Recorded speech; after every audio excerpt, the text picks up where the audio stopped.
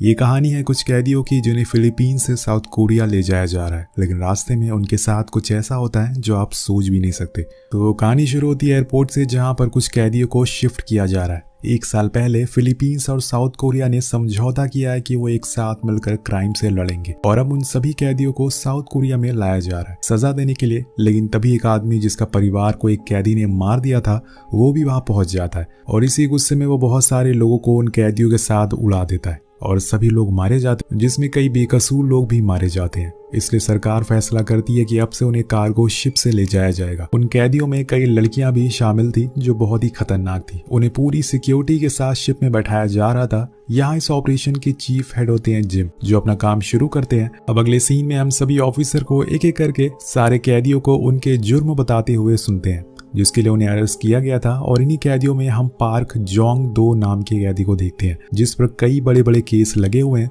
लेकिन उसे इस बात का कोई भी अफसोस नहीं है। उसी के पास एक और कैदी बैठा है जिसका नाम है जैंग वू। वो बहुत ही शांत होकर बैठा हुआ है, और इधर दूसरी तरफ एक फीमेल ऑफिसर लड़कियों को उनके कमरे में भेजती है। यहाँ चीफ सभी कैदियों को समझाते हैं कि अगर कोई चालाकी की तो उन्हें मार दिया जाएगा, इसलिए चुपचाप उन्हें ऑर्डर फॉलो करने हैं। इसी शिप में एक डॉक्टर भी मौजूद है जो थोड़ा डरा हुआ है।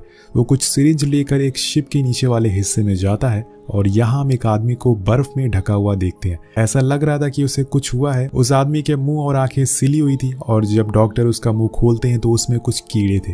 ये देखकर डॉक्टर डर जाता है और फौरन उसे इंजेक्शन लगाकर वहां से निकल जाता है। दूसरी तरफ हमारी मुलाकात हेड चीफ जिम से होती है, जो एक टॉप सीक्रेट फाइल को चेक कर रहे थे जिसमें कुछ आदमियों को बंदी बनाकर रखा गया था। अब ये फाइल क्या है ये आपको आगे पता चलेगा। और इधर दूसरी तरफ कैदी पार्क अपने काम में लग जाता। वो अपने मुंह के अंदर से एक टूल निकालता और हथियार खोलने लगता है। तभी हम एक ग्रुप को भी देखते हैं जो ऑफिसर के भेस में इस शिप में घुस चुके थे। इनके पास काफी हथियार भी थे। ये किसी मकसद से शिप पर चढ़े थे, लेकिन इसी बीच उन्हें कुछ ऑफिसर देख लेते हैं, और फिर होना क्या था, वो गुंडे कुछ ही सेकंड में उन सभी ऑफिसर को मार गिराते हैं। इसका मतलब कि ये बहुत ही ट्रेंड है। यहाँ से वो सीधा कैप्टन के पास पहुंचते हैं, और वो कैप्टन को सीधा गोली मार देते हैं और उनका कम्युनिकेशन भी खराब कर देते हैं। और वो गुंडे अपने साथियों से कहकर सारे वायर्स को काट देते हैं, जिससे शिप से कोई कॉन्टैक्ट ना कर पाए। इनका रेडियो भी खराब हो चुका था। इधर चीफ को पता चल जाता है कि शिप में कुछ हुआ है और वो एक जगह रुक चुका है, और अब उन्हें सैटेलाइट से भी ये बात कंफर्म हो जाती है, जिससे वो सभी पर खूब चिल्लाते हैं कि ऑफिसर वहां क्या कर रहे हैं।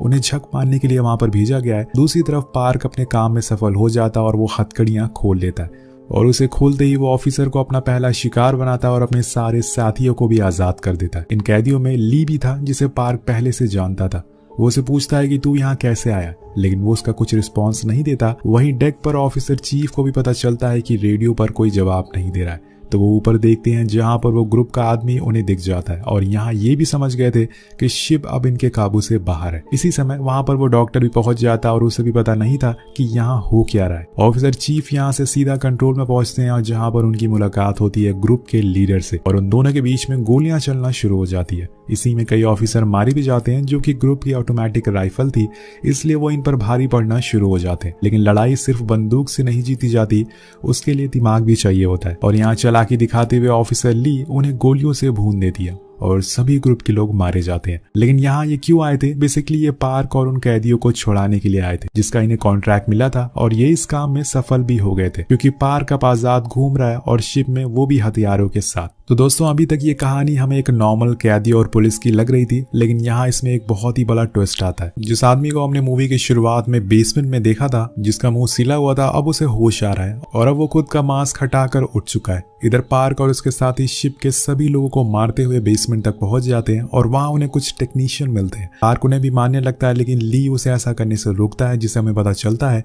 कि उसे ये सब पसंद नहीं है। अब इसके आगे वो और कुछ कर पाते कि तभी वहां पर चीफ और ऑफिसर भी पहुंच जाते हैं और सभी को सरेंडर करने को कहते हैं।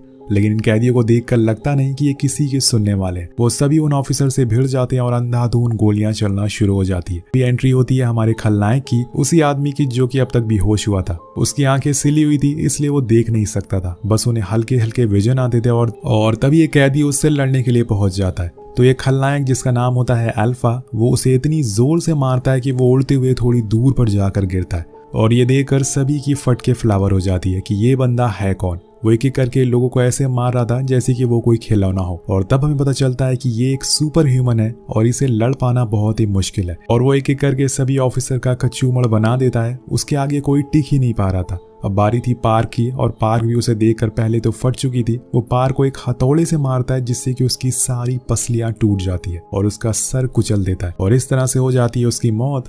जहां हमें लग रहा था कि असली विलेन पार्क है, लेकिन असली आदमखोर तो ये निकला।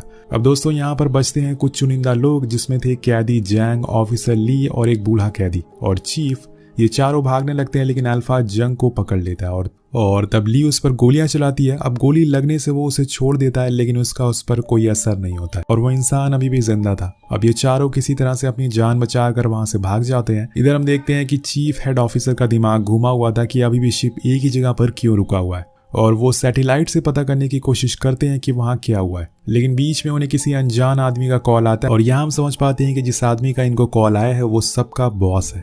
वह हेड चीफ को ऑर्डर देता है कि शिप वहां पर रुका क्यों, मैंने तुम्हें काम दिया था अल्फा को किसी तरह से यहाँ लाने का, लेकिन अभी भी वो आजाद घूम रहा है। तो यहाँ हेड चीफ भी इसके साथ मिला हुआ है, और बॉस हेड चीफ को धमकी देते हैं और कहते हैं कि उसे 1 दिन का समय दिया जाता है किसी भी तरह से अल्फा को वहां से निकालने का, और इसके लिए उसने एक हेलीकॉप्टर भी भेज दिया है। अब इस बात से चीफ को बहुत गुस्सा आता है और वो एक स्ट्रीट लाइट के बॉक्स को ही तोड़ देता है, जिसे हम समझ पाते हैं कि ये भी एक सुपर सोल्जर है। लेकिन ये सुपर सोल्जर बने कैसे, ये आपको आगे पता चलेगा। इधर अभी भी कुछ कैदी जिंदा बचे हैं, जिसमें पार्क की गर्लफ्रेंड भी है, और उन्हें लगता है कि पार्क अभी भी जिंदा है, और इसलिए वो बड़े आराम से मजे कर रहे हैं। अब डेक पर 2 टेक्नीशियन केबल को जोड़ने की कोशिश करते हैं, लेकिन तभी वहां पर अल्फा आ जाता है और वो उनका क्या हाल करेगा ये आप समझ गए होंगे। अब यहाँ अल्फा की आवाज डॉक्टर को भी आती है, और जो अपनी गर्लफ्रेंड के साथ मौजूद था, लेकिन अब बारी थी उसकी गर्लफ्रेंड की। यहाँ अल्फा उसकी गर्लफ्रेंड पकड़ लेता है और उसका हलवा बना देता है। ये देखकर डॉक्टर वहां से भागना शुरू करता है, और वो भागते हुए चीफ ऑफिसर से टकराता है और डर कर वो उन्हें बताता है कि वो एक राक्षस है जिसकी आंखों पर टाके लगाए गए थे ताकि वो किसी को देख ना सके। ली उसे पूछता है कि वो है कौन और यहाँ कैसे आया, लेकिन डॉक्टर को यहाँ कुछ भी पता नहीं होता। उसे बस अच्छे खासे पैसे मिले थे हर 6 घंटे में उसे इंजेक्शन लगाने का, जिससे अल्फा भी होश रहे और किसी को नुकसान ना पहुंचाए। लेकिन यहाँ कैदी आजाद हो गए और उसने वो इंजेक्शन नहीं लगाया, जिससे कि अल्फा को होश आ गया। नो जेनरिक नाम की एक फार्मा कंपनी ने दिया है जो कि विटामिन बेचती है, जिसे लोग 10 साल जवान हो जाते हैं, और हो सकता है कि उसने कुछ एक्सपेरिमेंट किया हो जिससे ये सब कांड हुआ हो। अब वो बूढ़ा कैदी डॉक्टर से लाइफ बोट के बारे में पूछता है, क्योंकि हर शिप में वो मौजूद होती है, लेकिन डॉक्टर बताता है कि वो तो बर्बाद हो चुकी है, अल्फा ने उसे खराब कर दिया। अब और जानकारी के लिए डॉक्टर उन्हें बेसमेंट में ले जाता है, जहां पर अल्फा को कैद करके रखा गया था। ली को यहाँ कुछ फाइल्स मिलती है जिसमें पता चलता है कि इस आदमी पर कुछ टेस्टिंग चल रही थी जिसकी वजह से ये ऐसा बन गया। लेकिन सबके मन में एक ही सवाल था कि आखिर ये आदमी इस जहाज पर क्या कर रहा है। अब यहाँ डॉक्टर को एक लैपटॉप भी मिलता है जिसमें कुछ और इन्फॉर्मेशन थी, जैसे कि टेस्ट अल्फा पर किया गया है और ये जरूरत से ज्यादा खतरनाक है। इतना ज्यादा दर्द झेलने की वजह से ये इतना खलनायक, और इतना ज्यादा दर्द झेलने की वजह से ये इतना हिंसक बन गया है। इसके अंदर भेड़िए की काबिलियत है और ये एक आम इंसान से 5 गुना ज्यादा सुन सकता है। अल्फा के अंदर जो प्रोटीन पाया जाता है वो एंटी एजिंग के लिए काम आता है। मतलब दोस्तों, उसकी प्रोटीन इस्तेमाल करके फार्मा कंपनी दवाइयां बनाती है जिससे उम्र ना बढ़ सके। और इसी के साथ कहानी जाती है पास्ट में 1943 में, जहां पहली बार अल्फा के ऊपर टेस्ट किया जा रहा था। ये टेस्ट जापान में हो रहा था और तभी अल्फा जाग जाता है और एक एक करके सभी डॉक्टर के साथ ऑफिसर को भी मार देता है, और इसी तरह से जन्म होता है अल्फा का।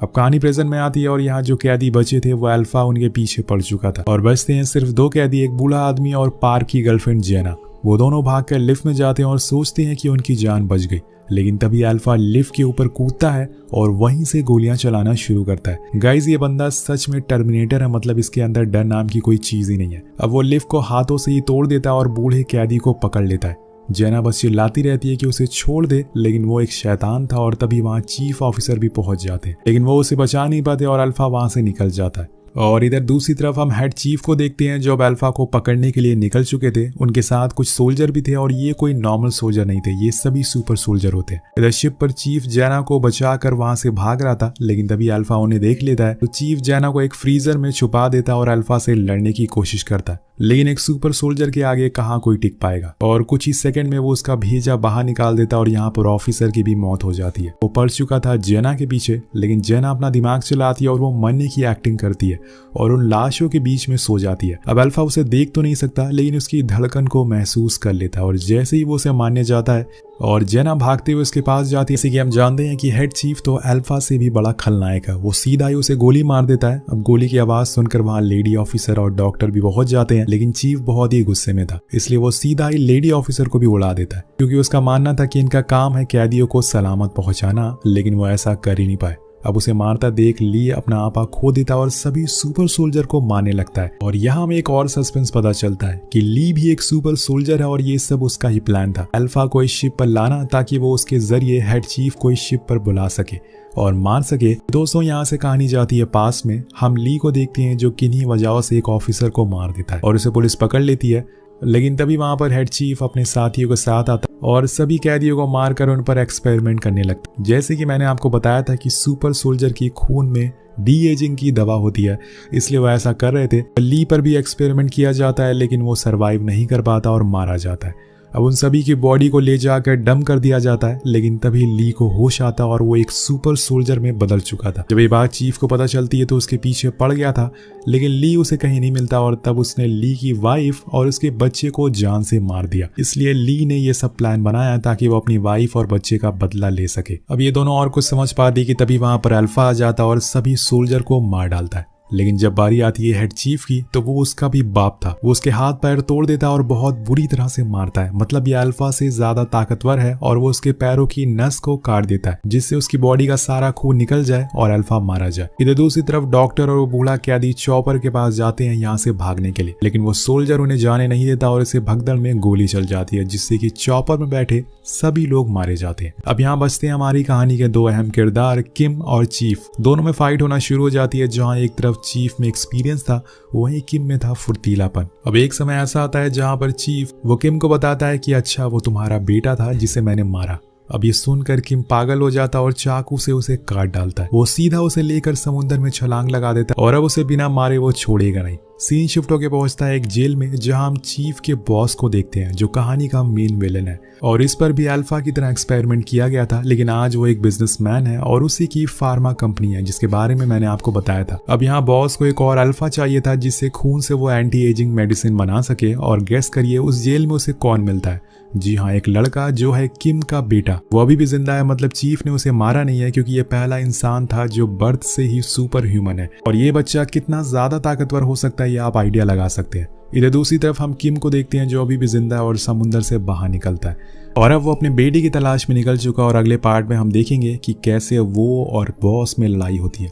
और इसी के साथ ये कहानी यही खत्म हो जाती है। वेल, आपको ये कहानी कैसी लगी नीचे कमेंट करके जरूर बताइएगा। मिलते हैं आपसे अगली वीडियो में। Thank you so much watching. Piece.